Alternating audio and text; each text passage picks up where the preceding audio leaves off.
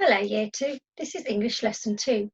In the story, The Willow Pattern Story, the characters' spirits turned into doves. If you could choose, what animal would you turn into for just one day? We'd like you to describe which animal you would choose. What would you do as that animal that you couldn't do in real life? How would it feel to look from the animal's eyes? How would you hunt? How would you walk about? How would you communicate with your friends? I decided to choose a sloth. I don't know much about sloths, so I did some research. So, if I could be any animal, I would be a sloth. If I could be any animal, I would be a sloth. Remember, you need to remember to use everyday skills, everyday writing skills, capital letter, and your full stops. And I need to ensure that my eyes are capital letters. If I could be any animal, I would be a sloth. Where do sloths live? Sloths like to live high above the ground, so they're kept away from predators. So if I'm up in the tree, that would be quite amazing. So my next sentence is, it would be amazing to be high up in the trees and snooze all day. Do you know what snooze means? Snooze is when you have a little sleep. It would be amazing to live high up in the trees and snooze all day. So rather than saying sleep all day, I'd use the word snooze. Oh, what else could I do up there? If I'm high up in the treetops, I'd be looking down and being sneaky and spying on all the other animals. Would you be able to do that if you were a human? Could you spy on other animals from high up? So that's something different. So my sentence is going to be, I know. I would spy from the treetops at all the other animals scurrying below me.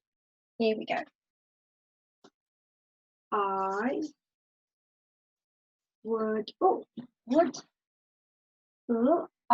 would spy. I like that. I would spy on all the other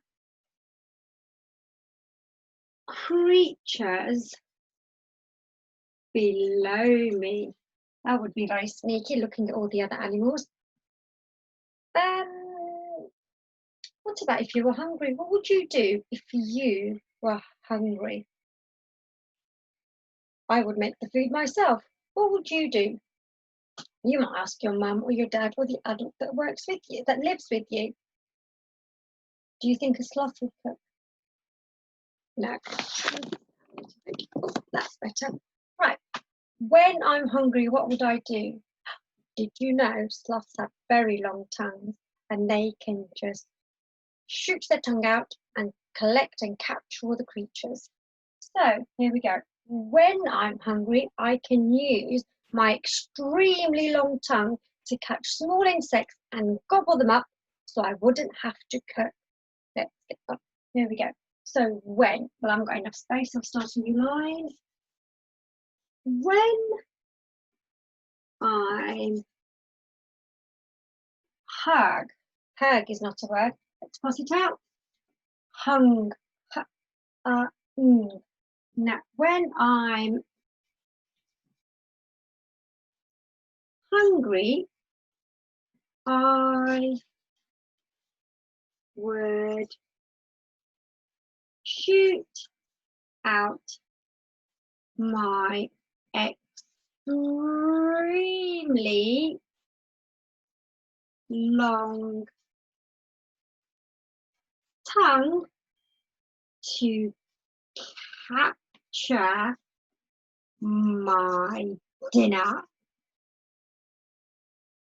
which are insects,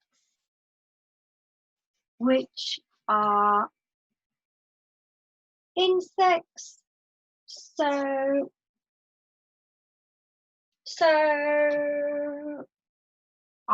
well, it's not so, because they wouldn't cook, would they? So actually, let's start that one again.